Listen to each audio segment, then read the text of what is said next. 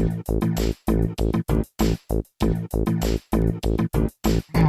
and welcome to Minter Dialogue, episode number 510. My name is MDE510, and I'm your host for this podcast, a proud member of a network called the Evergreen Podcast Network, based out of the US. For more information or to check out other shows on the network, please go and visit evergreenpodcast.com. There are lots of really interesting shows on it. This week's interview is with Rupert Robson, who studied philosophy of mind at Oxford University and pursued a career in banking until 2006, when he turned his attention to writing about how humankind might shape the world and in turn be shaped in the coming decades. The result is his book, The Sentient Robot, The Last Two Hurdles in the Race to Build Artificial Superintelligence. In this conversation with Rupert, we discuss his career path, the importance of the humanities in business, the soft and hard problems of consciousness, empathy and AI, the route to artificial superintelligence, the important ethical considerations, and how businesses might think about dealing with sentient machines. You'll find all the show notes on minterdial.com. And please go ahead and drop in a rating and review, and don't forget to subscribe to catch all the future episodes. Now for the show. Rupert Robson, how fun to have you on my show. I found you in a magazine. I reached out to you and you said, yeah, let's do it. Wanted to have you on my show to talk about your book that was released at the end of 2022, The Sentient Robot, The Last Two Hurdles in the Race to Build Artificial Superintelligence, aka ASI. Rupert Robson, in your own words, who's Rupert?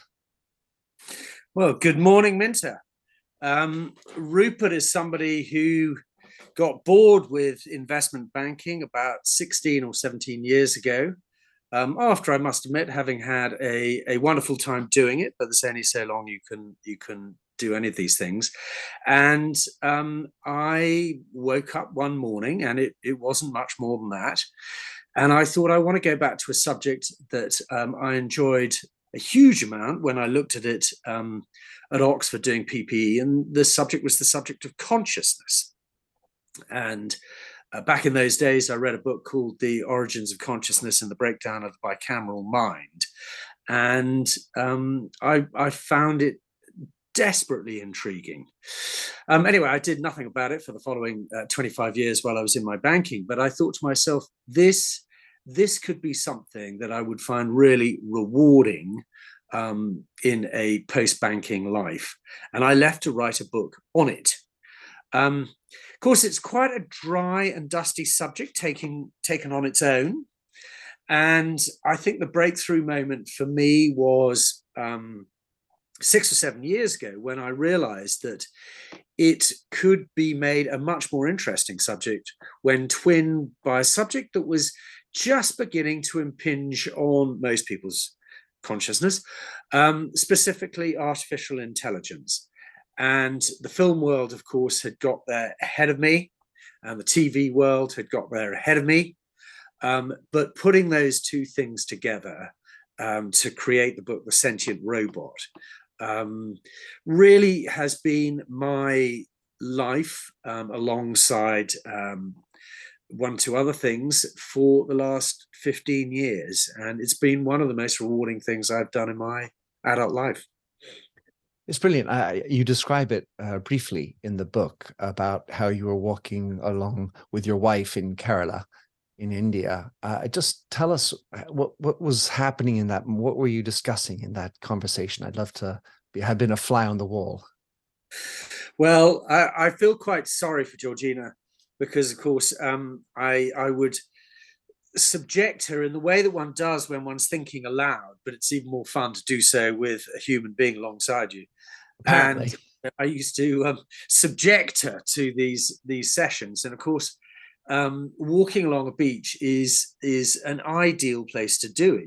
You're trapped really in your walk, but it's a lovely trap because it's so blissful and you can just chatter away. And I'd been grappling with a problem that that anyone who thinks about consciousness grapples with, which is, you know, if you're reductive about it, if you just think that we're all machines, it's very easy to sort of argue that consciousness doesn't really exist. You can sort of explain it away, and that's what philosophers call a reductive approach to consciousness.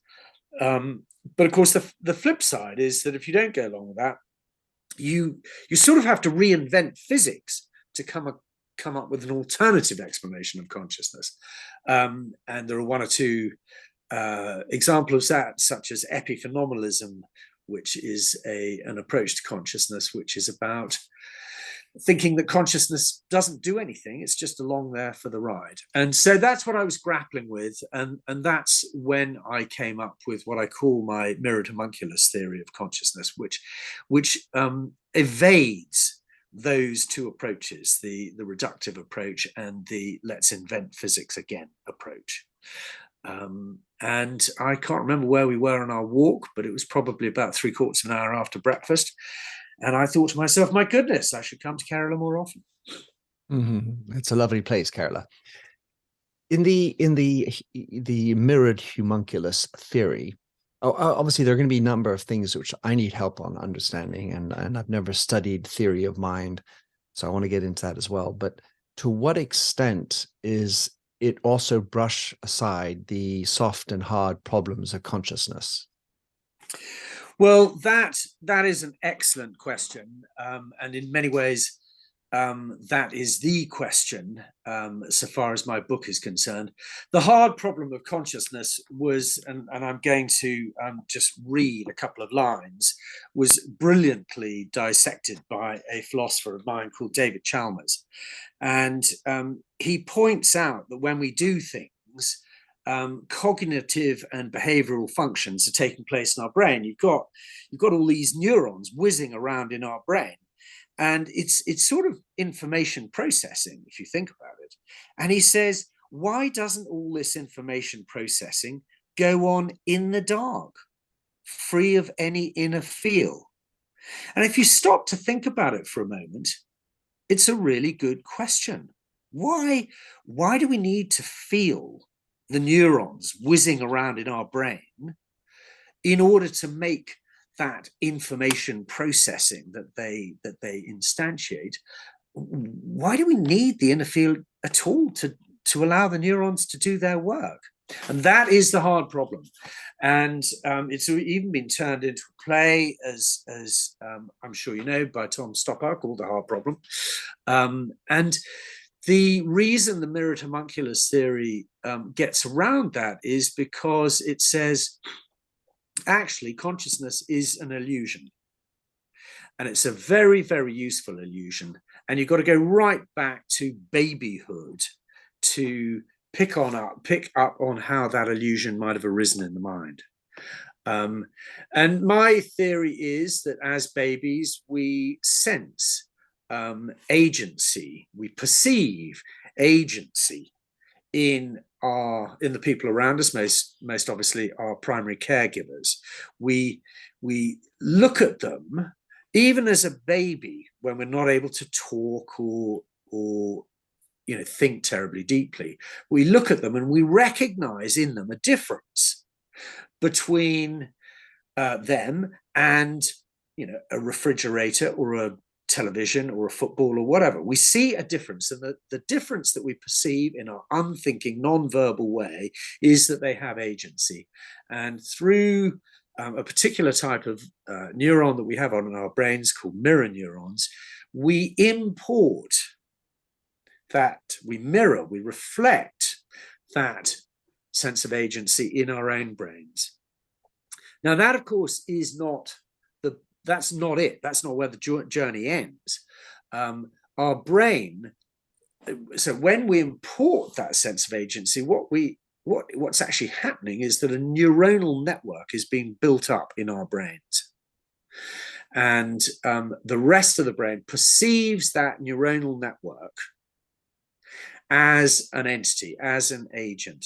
And that is an illusion, but it is that illusion which is consciousness.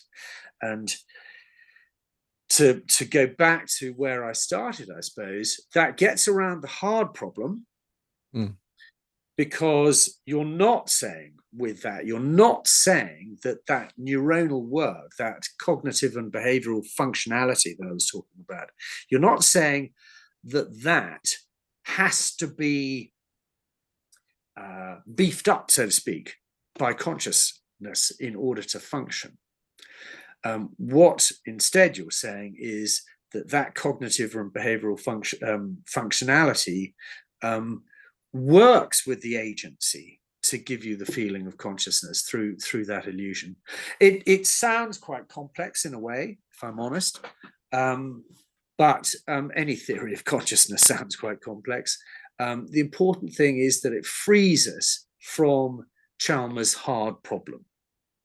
Right. Well, listen, this is groovy. I had planned a few other questions, but we're going to dig in on this one a second here. So what I am hearing is that as a baby or a human, we observe the activation or the activity of the other, and we characterize that as some sort of agency that the other being or object has. And then through our mirror neuron system, we sort of replicate, or at least we mirror, of course, that, which when you're talking about robots sounds replicable, therefore, because you can replicate. And in way this relates into what I do in my field, which is the notion of empathy, and empathy within human beings, which will also allow for the agency of the other, and then to try to feel into that agency, but also cognitively, just to understand what is going on in the other person without necessarily feeling it. So to the extent that cognitive empathy is completely programmable, as opposed to feeling what's happening, you also mentioned earlier this notion of needing to feel the neurons firing up. And that's going to be different than the notion of affectivity or feelings, right? It's more just a biological distinction you are making versus a machine's doing it. And so if you see that agency and you take that agency, it suggests then that the receiving object, the robot that is observing your expressions and your experience, I'm going to take on board that agency, which in my word, I'm hearing, Rupert, means that robots then will have agency. Yes, I think that is absolutely where we will wind up. And I think the controversial thing about that is that I think that's a good thing. And I've been asked many times, why on earth would one want to create a sentient robot? Why would one want robots with consciousness? And the answer, I believe, is that, and it goes back to some of the points you've just made about empathy. We need artificial superintelligences to be able to see the world through our eyes. And without that, we're in danger of falling into a world where we've created that powerful technology, and then we failed to be able to have any influence or control over how it develops, how it goes forward.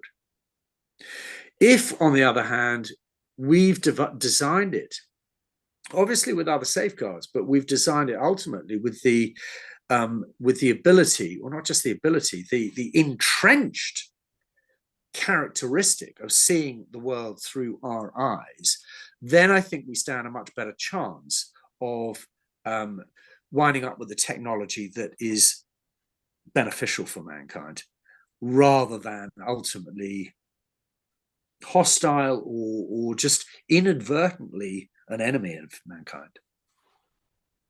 So in writing such a book, The Sentient Robot, as a writer, I always feel, or at least try to recognize how the writing of the book informs me and can alter me, and what impact it has in the research and so on.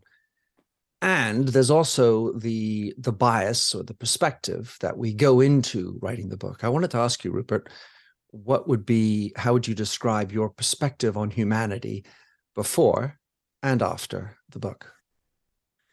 Very interesting question. I think before I wrote the book, I sort of had an instinct that we were not all that we cracked ourselves up to be, that we were a bit simpler than that. I mean, I think humans are inclined to put themselves on pedestals.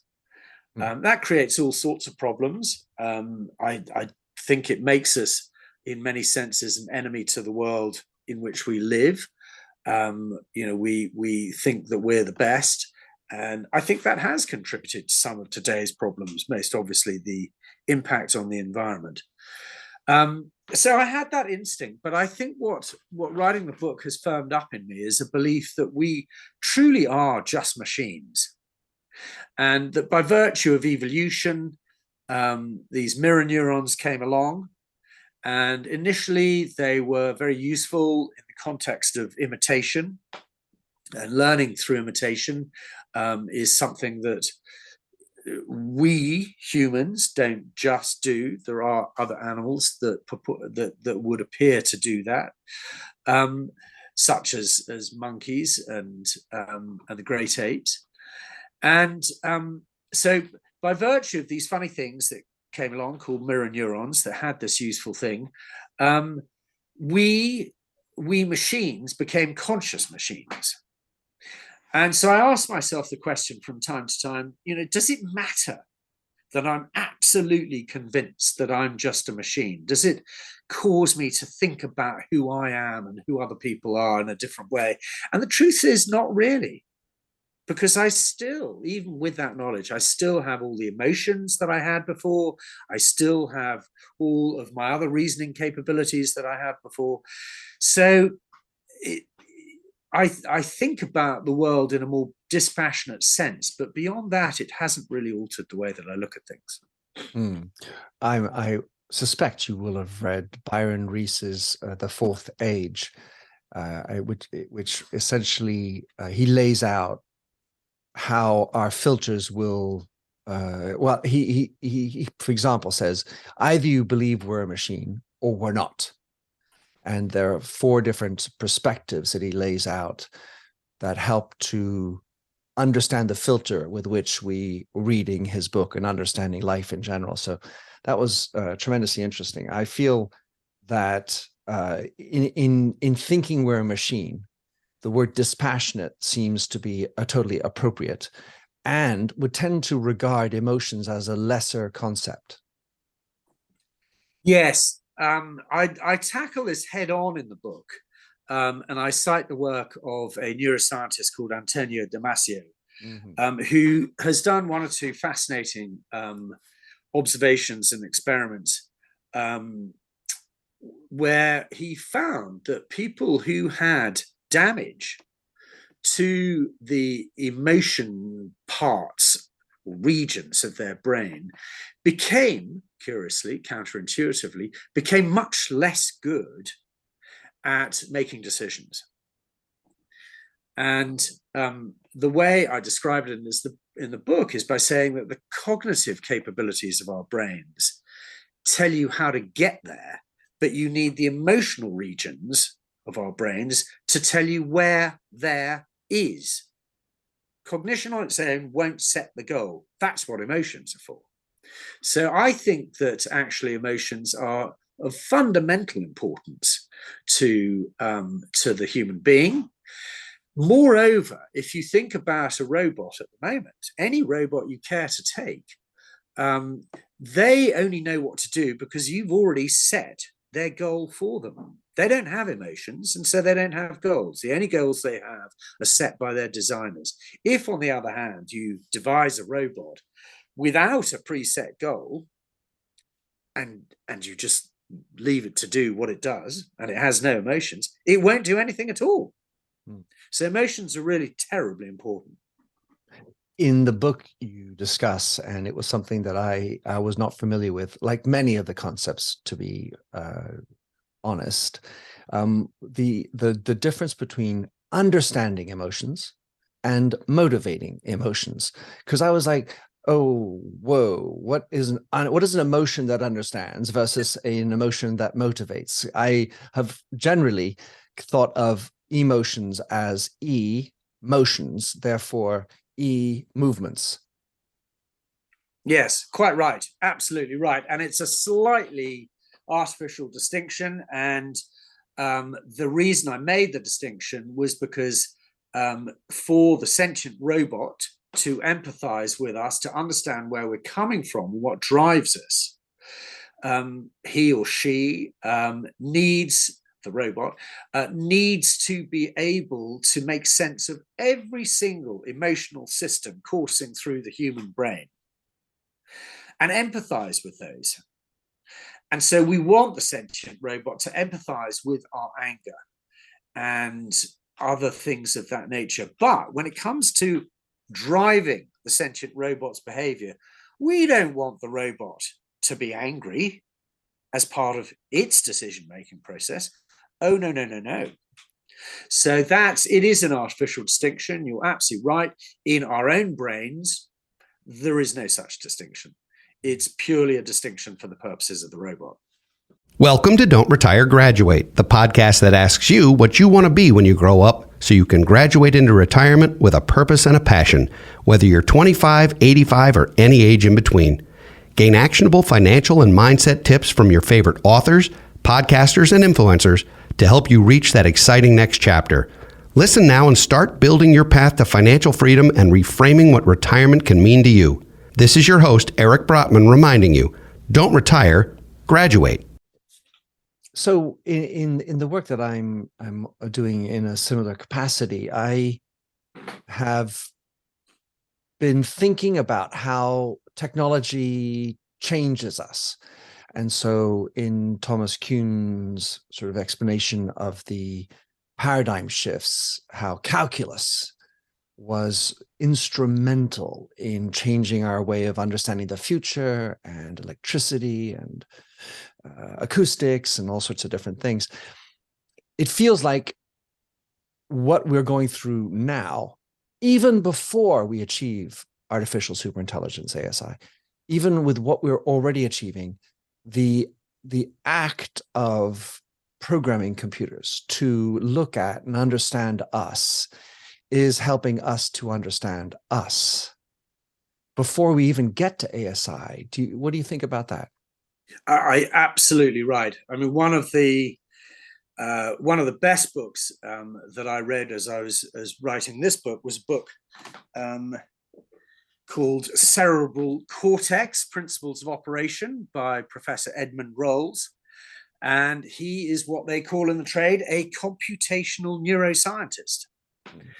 And his understanding of how the brain works is informed by his understanding of how networks of neurons work and how different architectures of neuronal networks have different capabilities in the brain, from categorizing objects on the one hand to being able to perform computations on the other hand. Another example, I suppose, where the two things come together would be given by DeepMind, which is the Google.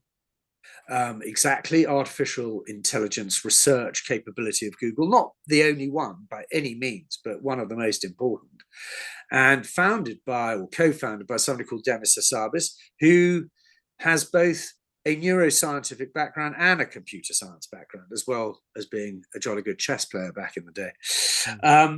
So and many of the principles by which DeepMind does its work use reinforcement learning, which is an AI methodology which bears uncanny parallels to the way that the human brain works. If you think about the dopamine system, to sort of put it at its simplest. So the two go together, and I think that's a very, very healthy thing. Again, I don't think we want to design artificial superintelligence in a way that is alien to humanity. I think it needs to be dovetailed with humanity so that it is as beneficial to humanity as possible. Well, then coming back to my earlier question, which is our vision or your vision of humanity. Because if it's just to dovetail, let's assume then you have a positive vision of humanity to be comparable to, or is ASI to help us become better at humanity? Very good question. And actually, I mean, as we all know, some of the early examples of machine learning can wind up with all sorts of frightful outcomes, typically biases and so on and so forth. There's the wonderful story of Microsoft's early chatbot, Tay, which was trained on Twitter and wound up being a foul-mouthed chatbot that had to be taken off the airways 24 hours later. So yeah, it's a very, very good observation. I would hope that it helps make us better. Not necessarily because I think it will change our natures, but because I think, or I would hope that it will help us achieve better solutions in terms of the way that we live together.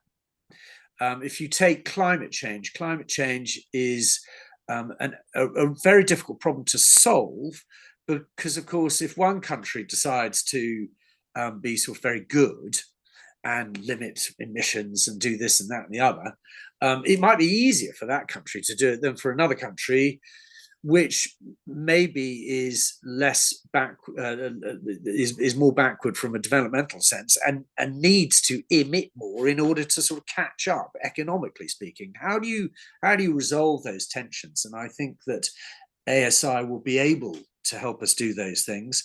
I mean, goodness me, you know, if we could help get ASI to help us sort out the current situation in Ukraine, wouldn't that be wonderful? Help us sort out the situation in Taiwan. Wouldn't that be wonderful? It goes on and on and on. And I know that sounds laughable, but there's been some fantastic steps forward just in the last 18 months with respect to AI playing games anonymously, such as Stratego, if that's how you pronounce it, and diplomacy, and doing fantastically well. You know, doing better than the great majority of the human beings playing these multi-dimensional, multi-personality games involving negotiation, bargaining, bluff, and so on and so forth. So I think it can help optimize solutions rather than necessarily changing our basic natures. It seems, Rupert, to bring up the combination, let's put it that way, of progress and ethics. What is good? And let's just circle back to an area I wanted to talk about, which is your banking, because you spent so much time in banking. And I'm just wondering what a brain like yours, a mind like yours, was doing in the banking world, and to what extent your philosophy of mind and all your PPE study impacted the way you were as a banker. If I'm brutally honest, very little. PPE was one thing and very enjoyable to do. Banking was another. I think the greatest thing I derived from banking was, there were two great things that I derived from banking. One was seeing lots of different people get around a problem. For example, an acquisition of something, an acquisition of another company, and how they wound up negotiating with each other to solve problems. And so I think it gave me a greater understanding of perception of the fact that human beings iterate towards solutions. And that can be a great process when it works, but it has its flaws and its drawbacks. As we are seeing with many of today's geopolitical tensions. The other thing that it gave me was the ability to travel all over the world and see that people do things differently in different parts of the world, even though there are commonalities. There are different cultures, different proclivities.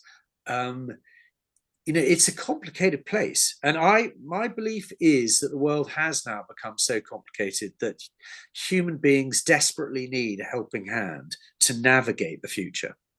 Well, that does resonate in this notion of the ASI and brings up the complication of who owns it, who's running it, which is why I wanted to tackle this, because in the end of the day, between Microsoft, Google, Facebook, all the other independents, but generally less well-funded, then you have ByteDance and all the other gang over in China who are going to be equally fast looking at and developing their own ASI with their own set of ethics.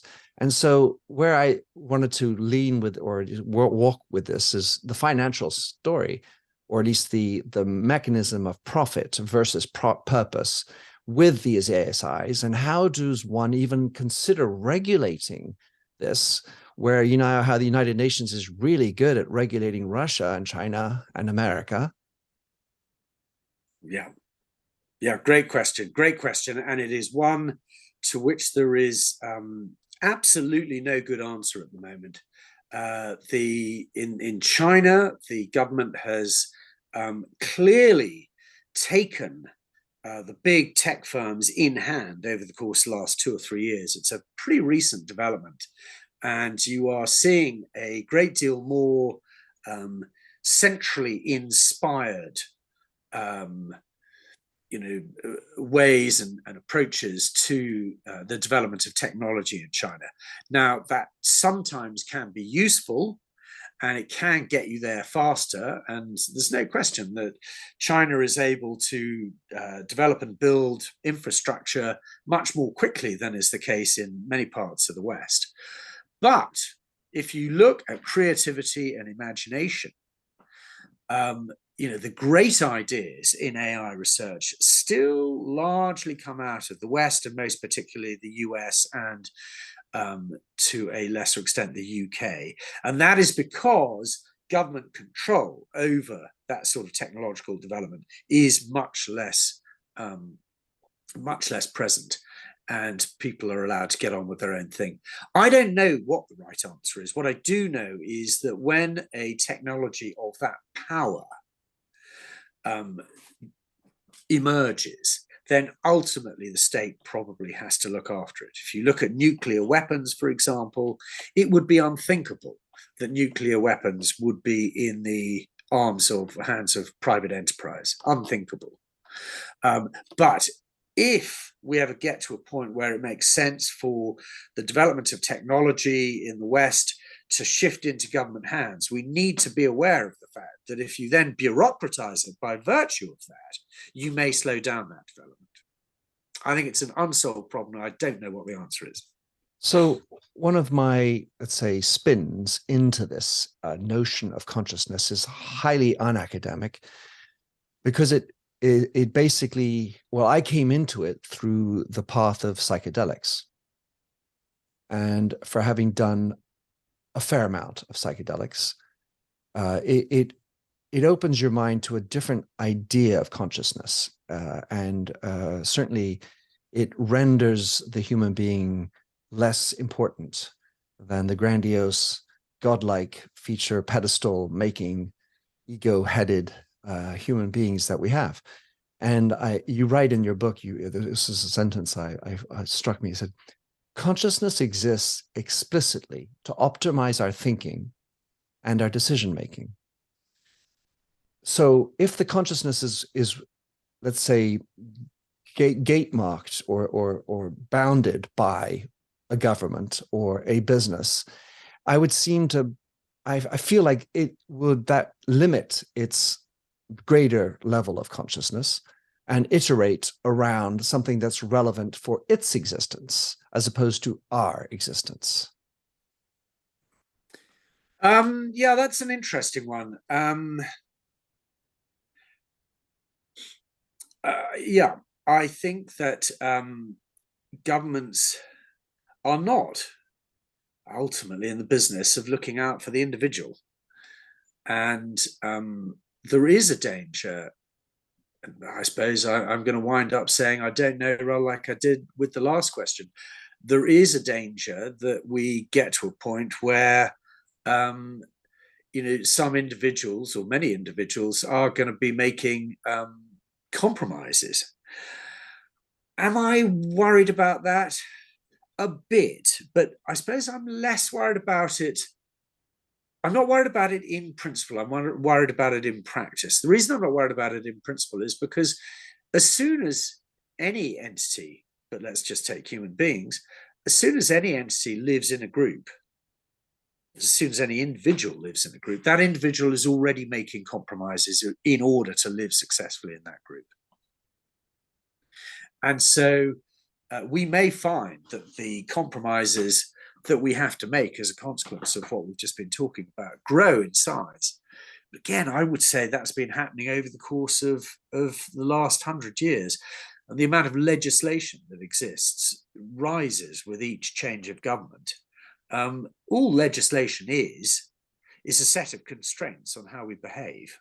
They become ever more complex, ever more present in our lives, and we have to make ever more compromises in order to deal with them. Well, it sounds like being a lawyer is a career for the future. If you had in front of you, Rupert, a class full of young, eager generation, what role would you see humans playing in a world with these incredibly more intelligent machines? How can we ensure that humans remain relevant, powered in this scenario? It's a very good question, Matt, because it's one that the technology firms are taking on board in quite a big way. There was a time, pretty recent as well, when you could describe the average employee at a technology firm, and that average employee would pretty much encompass every employee. They'd all look the same.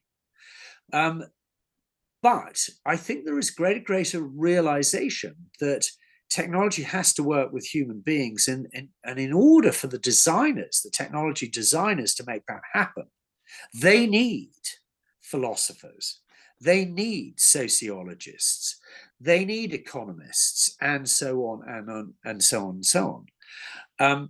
And it goes back to this dovetailing of technology with humanity. So looking at that class of eager beavers, I would say that you shouldn't deduce from all of this that if you don't know how to code, then you've got no future in the world. The truth is that in order to be successful in the world, we have to make sure that the technology reflects the whole of that world, reflects all human beings.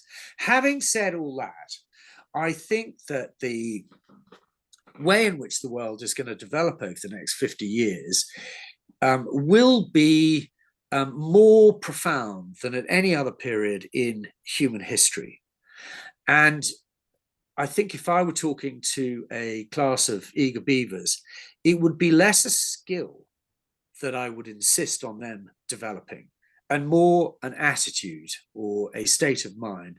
And that attitude or state of mind would have to do with open-mindedness, resilience, ability to react to change around you, adaptability, those sorts of characteristics. And I know that sounds a bit airy-fairy, but if you're looking at a world in which there is a huge amount of change, and that change is rapid with it, then those are the characteristics that you need.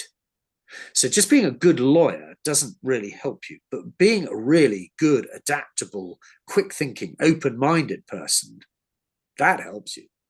Well, I like you, studied humanities, and I tend to absolutely agree with you.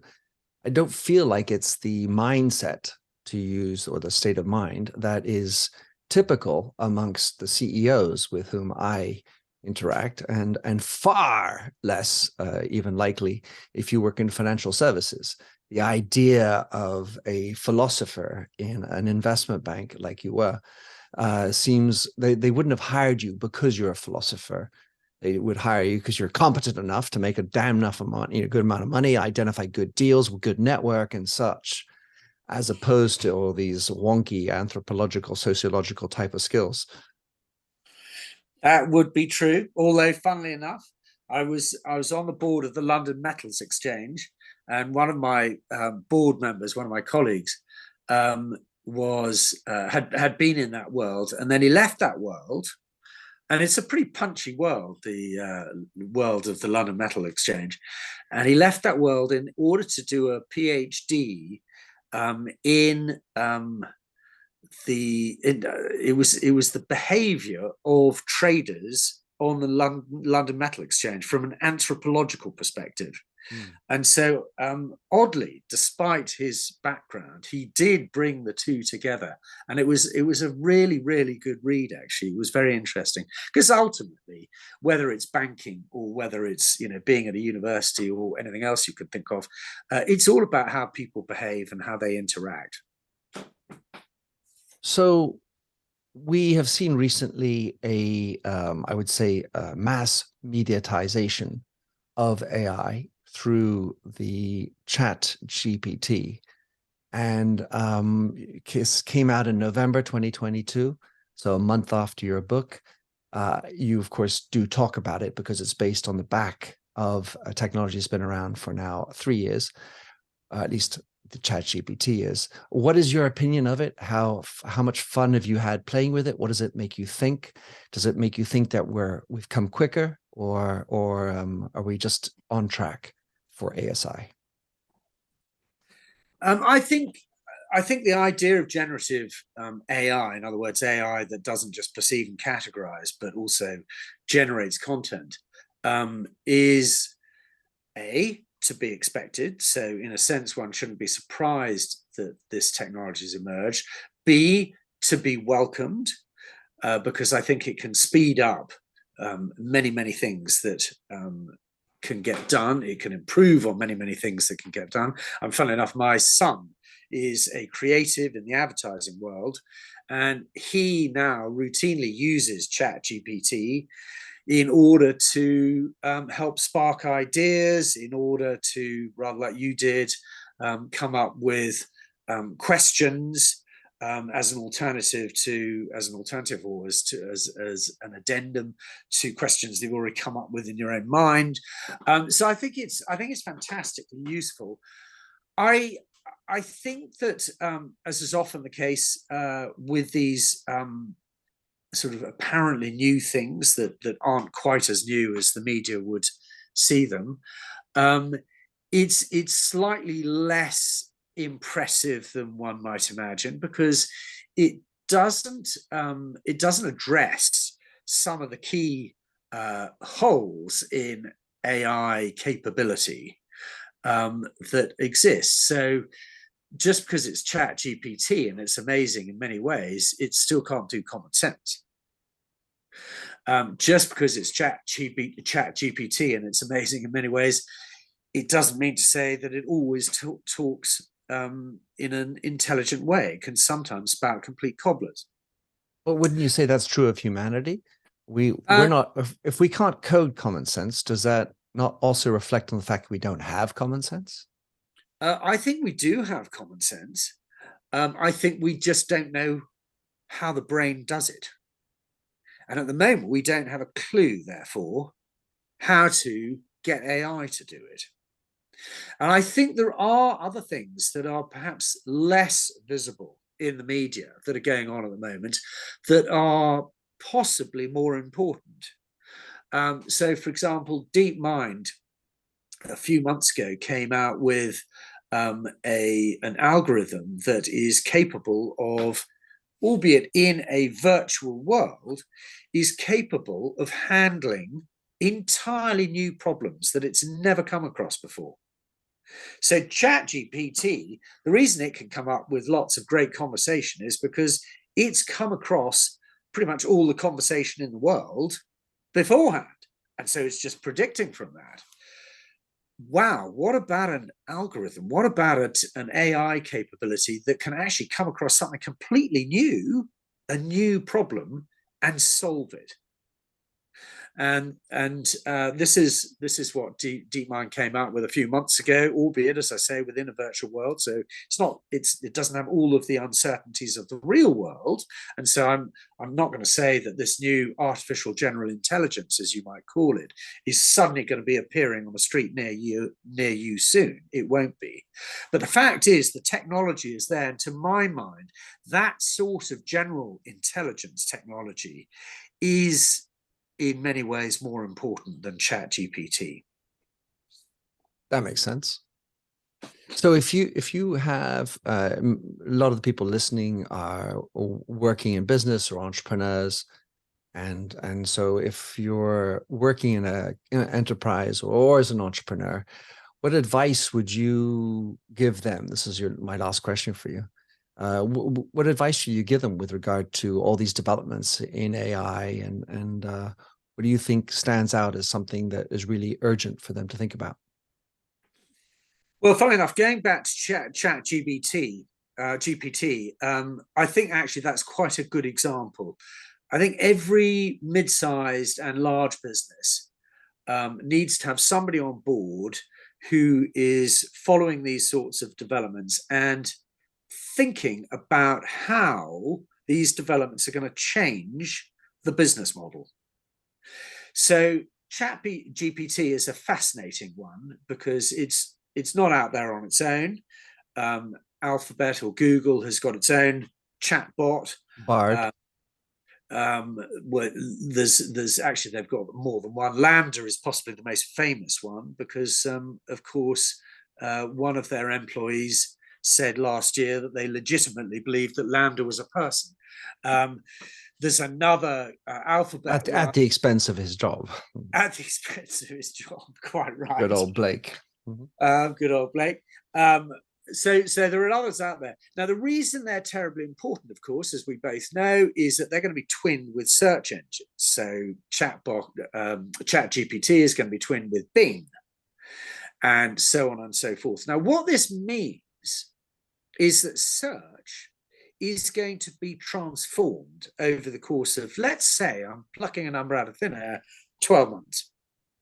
So let's say you've got a marketing department and an advertising department that's focused on internet marketing as it was done in 2022.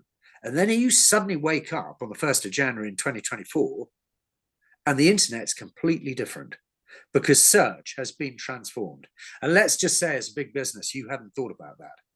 Woof, your revenues in 2024 are going to fall off a cliff. And what of the discussion around ethics? Ethics, AI and ethics. I think that it's a very good question. I think that's a different person. I think every mid-sized business and big business, increasingly we will need an ethics person, because every mid-sized business and big business will have to use these technologies or die. But people no longer put up with bad corporate behavior. So you need another sort of person who's able to look at the implications from that perspective.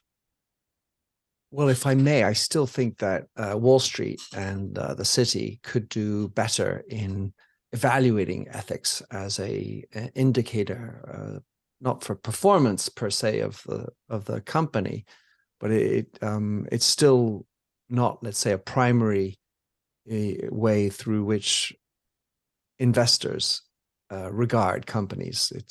It may exist in certain pools, certain maybe enlightened people, but not quite yet in Wall Street, for the people that I know anyway. Yeah, that's probably fair. But do you know what? We slightly owe that to the fact that the corporation as an entity was invented whenever it was, 300 years ago, give or take. And it was invented to achieve certain outcomes. So it was a construct. And that construct that was invented 300 odd years ago hasn't really changed. I mean, nobody's gone out and invented a new construct through which to conduct capitalist behavior, or indeed any profit-related behavior. And so corporations, even if they're in the city, are, when they appoint ethics people, are appointing ethics people in order to solve a problem that is not a problem of, that was made yesterday. It was a problem that was made 300 years ago when these contracts were set up. We need a new construct which goes beyond profit for the interests of shareholders. Maybe we need a combination of a lawyer and a philosopher to come up with that. God knows, a lawyer, a philosopher, and an economist. But I suspect you need a brand new construct. Love it. On these fine words, Rupert, how can anybody find your book, which The Sentient Robot will be the preferred way for you to go and invite people to go read it?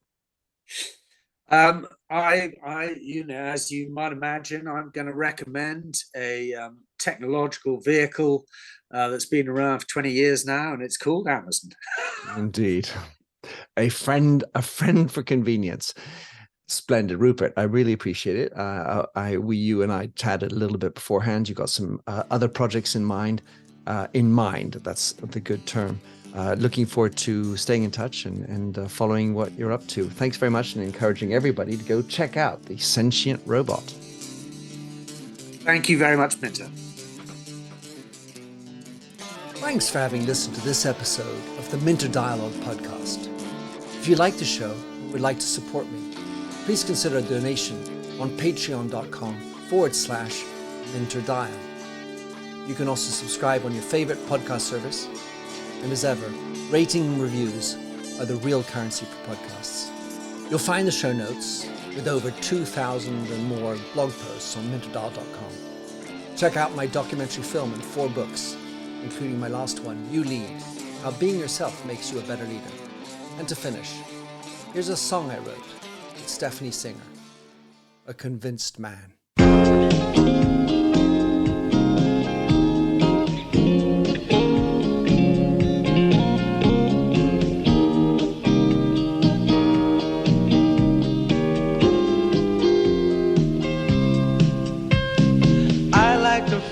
A stranger tucked around me, precipitating the danger to feel free. Trust is the reason, still I won't toe the line. I sit here passively, hope for your respect, anticipating the thrill of your intellect. Maybe I tell myself there's no use in me lying. I'm a convinced man, building an urge.